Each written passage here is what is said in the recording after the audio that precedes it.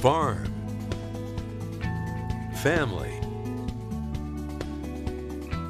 Community. This is Midwest Farm Weekly. Good morning, I'm Elaine Wells, and thank you for joining us for Midwest Farm Weekly. In your news headlines today, even after Congress passed a short-term funding bill to keep the government open, ag experts say politicians need to pass a new farm bill before adverse effects hit farmers and consumers. Some key programs included in the 2018 Farm Bill technically expired last weekend, but they remain funded through the end of the year. There is a lot to discuss. The Farm Bill covers crop subsidies, crop insurance, nutrition assistance, conservation programs, just to name a few of the headlines.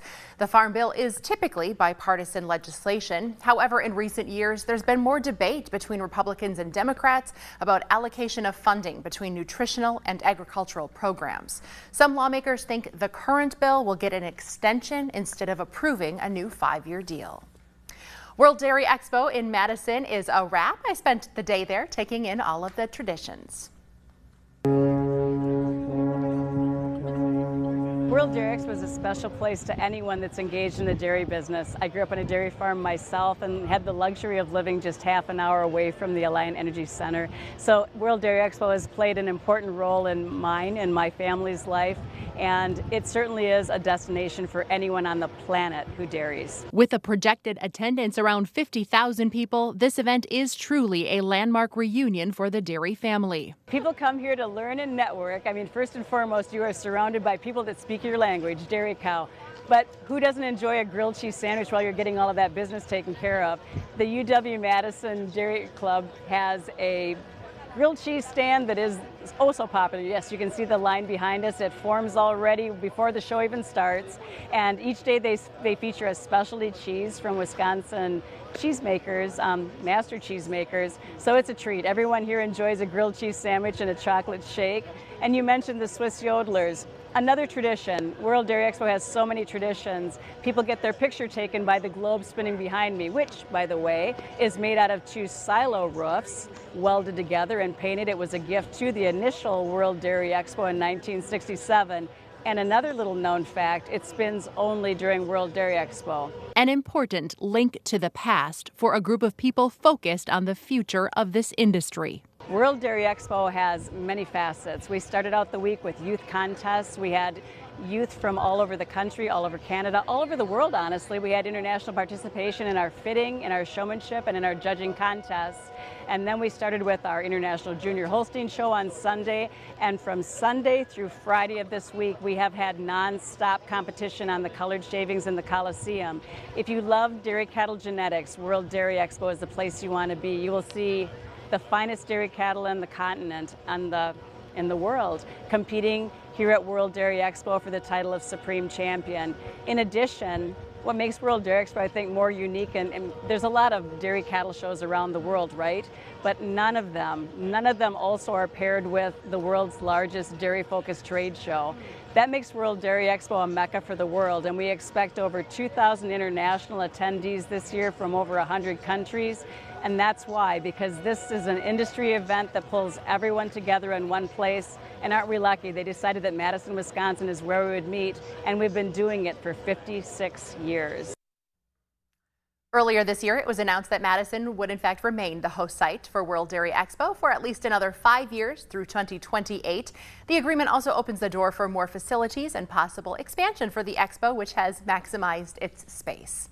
World Dairy Expo welcomed 345 competitors to the colored shavings for the Youth Showmanship Contest. Young exhibitors from Wisconsin rose to the top in the junior, intermediate, and senior divisions. We have a full list of the winners in the Midwest Farm section of wearegreenbay.com. And several young people also received awards in memory of Annette Ostrom from De Pere. To honor her legacy and passion for youth, the Ostrom family committed more than $120,000 to World Dairy Expo's Youth Showmanship Contest. The new crop report shows heavy rains across much of the state improved soil moisture and pasture conditions, but it did limit field work a bit. Corn for grain harvest is now underway. 59% of the corn crop is mature. When it comes to silage, 68% of that corn is off the field.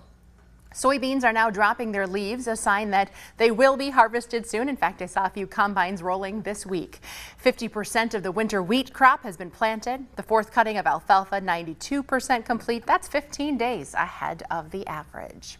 Drought conditions from throughout the year are causing hay shortages around the Midwest. Farmers in the UP are paying $15 for a small bale. They're dealing with one of the biggest hay shortages feed stores can remember in the last decade. They say when they get hay in stock, it sells out right away. Right now, the biggest impact is to horse owners and hobby farmers, people who don't always have land to grow their own crops. Some of them say they're driving 6 hours to pick up feed for their animals. Folks, I hope, are understanding when they see a farmer pulling a big load of round bales or square bales and going slowly, that this is part of the difficult work that's going on in order to keep making food for people. The Federal Agricultural Statistics Agency says hay availability is now at a 50-year low. For years, consumers have been restricted from getting information to repair their own electronics and appliances. American farmers have also been unable to repair tractors and other equipment that they own. As Barry Peterson reports, some new laws are forcing changes. Zach Wood is steering tens of thousands of dollars of high-tech farm equipment, like a GPS-guided planter that won't seed the same row twice. But a computer glitch can shut it all down. And then farmers in rural areas can wait days for a dealer's service call. Does that increase the risk that you're going to lose the crop to weather? Yeah, your combine's sitting on the side of the field and you can't use it and you haven't cut most of the field, and before it hails it off, then you lose the whole thing. Okay, let's go over to the other one. Zach's father, Danny, testified for Colorado's Farmer Right to Repair law, so farmers can get the information from dealers to do their own repair work. And he was there when the bill was signed into law. Tell me why it has such resonance with farmers. Farmers are not people that like to rely on others. Some dealers for John Deere, America's biggest farm machinery maker, opposed the bill. John Deere declined an interview and sent an email saying in part, John Deere supports a customer's decision to repair their own products, utilize an independent repair service, or have repairs completed by an authorized dealer. State Representative Brianna Titone was among the law sponsors and says right to repair addresses wider issues. It comes down to a lot of the environmental issues around the consumer products that are just thrown away. One study showed that if we repaired and used cell phones for another year, which would curtail sometimes polluting manufacturing, it would be the same environmental benefit as taking more than 600,000 cars off the road. So we need to replace that floor. And Right to repair will help farmers keep their equipment running. Critical, they say, to keeping them in business. Barry Peterson, CBS News, Pete's, Colorado. There are right to repair laws in several states. 24 other states are considering legislation. The spotted lanternfly is closing in on the Badger State. It was detected now in Illinois. This invasive species native to southern Asia is in 16 states. The spotted lanternfly does not threaten humans or most mature plants, but grapevines and young plants are vulnerable. The insect sucks on sap, which reduces a plant's ability to photosynthesize. It's a hitchhiking species, which means it can move pretty quickly on vehicles or inventory moved by humans. If you find one, you need to report it to the Department of Ag. Still to come on Midwest Farm, gin infused with mushrooms. It earned this Oshkosh company a nomination as one of the coolest things made in our state. We'll take you inside their distillery.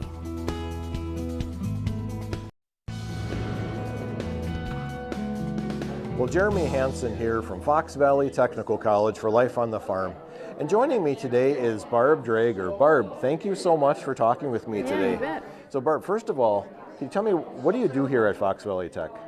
Jeremy, I'm the Director of Marketing, and that allows me to have this wonderful opportunity to tell the community about all the great things that that this college has to offer.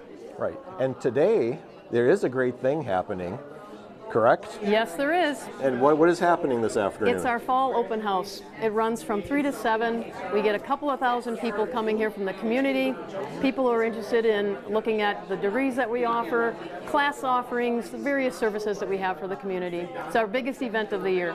Right. So what you said, members of the community, but what is the real target audience? Well, you know, a lot of people are looking at their college options these days, and Fox Valley Tech is a very affordable option with lots of choices. So we have over 260 programs, and this is an opportunity for people to come out and say, you know, I really would like to study in this area or that area, and meet directly with faculty, with students, current students, and see the facility. So our goal here is really to get people into the different lab areas to experience what this college is like. Right. It's a wonderful gem here in our community. Right. And you said, 260 programs. How many programs are represented today? All of them. All of them. Yes, wonderful. So what are some of the outcomes that our visitors are going to have today?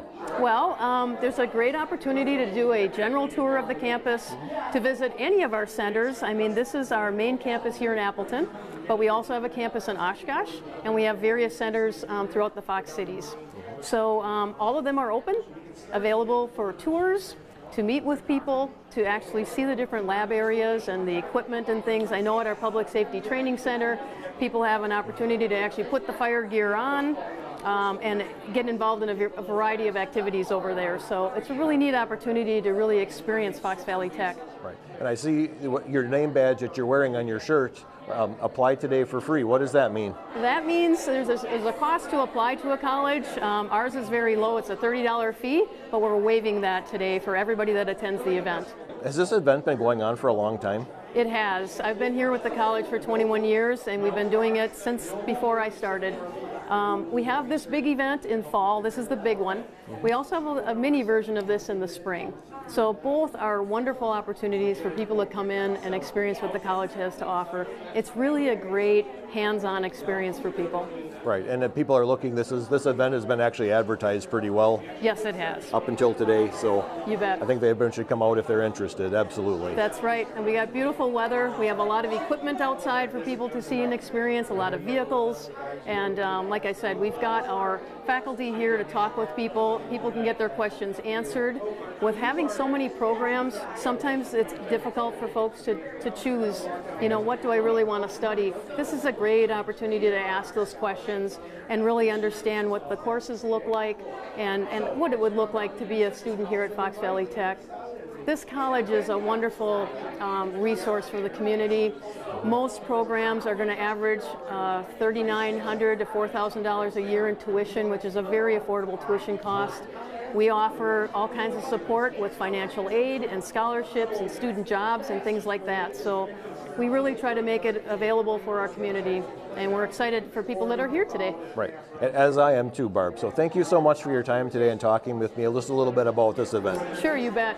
So, thank you. So for Life on the Farm, I'm Jeremy Hansen. Welcome back. Wisconsin makes a lot of cool products, and there is currently an online vote to pick the front runner for this year. I visited a spot in Oshkosh, excited to be included. I think we're the only place in the entire United States that sells mushroom-infused gin.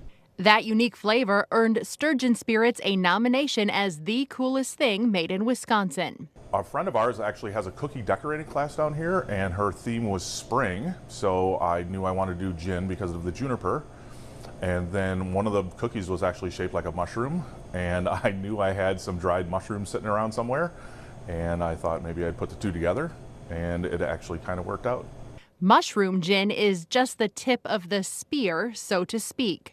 So right now we're focusing on clear spirits generally, but we've made vodka, gin, then we have bourbon, and we have agave, which is tequila, but not made in Mexico. We're working on some brandy, apple brandy as well. So with the equipment we have, we can basically make any distilled spirit. And from there, the menu options are endless. I think the best way to taste our products is in one of the really amazing cocktails we make, and so we have now over 100 different infusions with the spirits that we've produced. We're making our own syrup, so if you have a cocktail with blueberry syrup or strawberry syrup or thyme syrup or elderflower syrup, we've been making all those as well as infusing spirits with those kind of flavors. So we really are interested in coming up with unique and fun combinations that you really can't find anywhere else. The distillery is a blend of passions for owner Carl Lowenstein. One of the reasons I love distilling is it's so historical, right? So it's so embedded in the roots of American culture. It goes all the way back to the Revolution and the Whiskey Rebellion and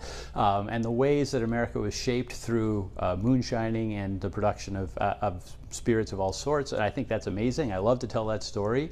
I also am really excited about the history of Oshkosh, and we've been working with the Public Museum to talk about the history of sturgeon spearing, and we really celebrate that unique history and culture here in Oshkosh in our place. He started moonshining in his garage for a decade before opening Sturgeon Spirits. This was a moment for me to transition into a new stage of life, and so I am retiring from UW Oshkosh, where I teach history.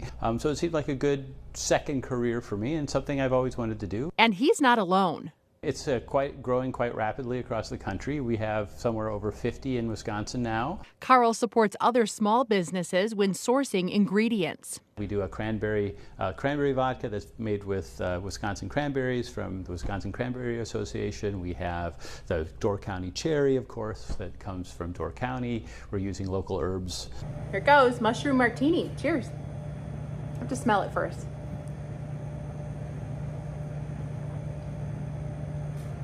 That's delicious. I try to think of good flavors. I've been bartending for about 26 years now, so I think my flavor profiles are really well. I know what people like to drink.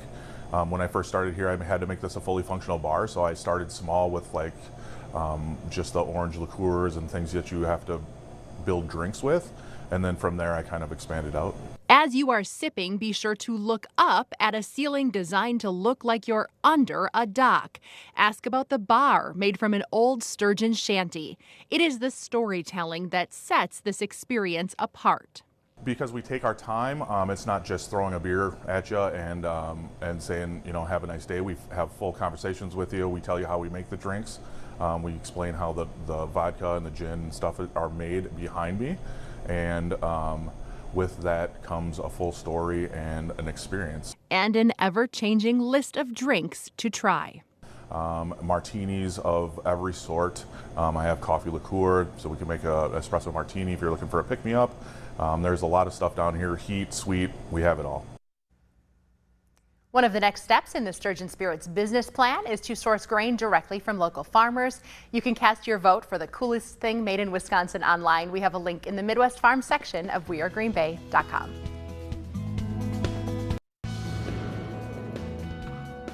Good morning. I'm Storm Team 5 meteorologist Alexis Staniak. As of Thursday for the season, so far we are still below average for precipitation. We've only seen just over 22 inches, where normally for this time of year we should see over 2 feet of rainfall, and we're well below what we sat at for the year of 2022, which recorded at 27.72 inches. Now, as of October 1st, we are still very dry as well. As of October 1st, we are about 3 inches below where we should be for this time of year for that precipitation. And the further south and west you go into areas like La Crosse and even further south and west into Iowa, those places are in an extreme to even exceptional drought. Here in northeast Wisconsin, we're in more of a moderate to maybe a severe drought. Now, it is October now. Our average high temperature is right around 58 degrees. Our average low temperature drops down to 39.5 degrees. And for average precip, for liquid precipitation, we see just over 2.5 inches. And it's our first month of the year to talk about snowfall again. Normally for the month of October, we see a trace up to almost 1/2 inch of snowfall to come through. No snow in the forecast for the next week. Looks like we will see about 3/4 inch of rainfall come through. Further south and east you go, looks like Chicago could see over 1 inch. We are very close to this below normal area for precipitation. The Climate Prediction Center, though, keeps us right around average for the next 2 weeks. And we're feeling much cooler this weekend than what we saw to start this work week. Temperatures back into the mid-50s. We are below average. However, the Climate Prediction Center does have us in this above average category for temperatures as we continue through the next 8 to even 14 days. So temperatures should warm up by the middle of October. So above average temperatures, precipitation, we are right around average. And looking forward at the NOAA temperature forecast outlook for October to December. Looks like the northeast will be above normal. The further south and east you go, above normal. Right here in northeast Wisconsin, we are slightly above average, and then most of the Midwest are right around average. And for precipitation, we are very close to being below normal for precipitation as we head into the winter months. And the further south and east you go, we are above normal as well. No doubt your team keeping a close eye on frost and freeze potential, right? When Yes. we need to bring those pumpkins or mums inside. You know, Monday is looking to be our first killing freeze of the season. We do have frost each morning here for the weekend as those temperatures do cool down, so fall has officially made its return. Well, our farmers are making quick work of harvest, so we wish them a safe time this weekend as well. So thank you for joining us for a portion of your weekend on Midwest Farm.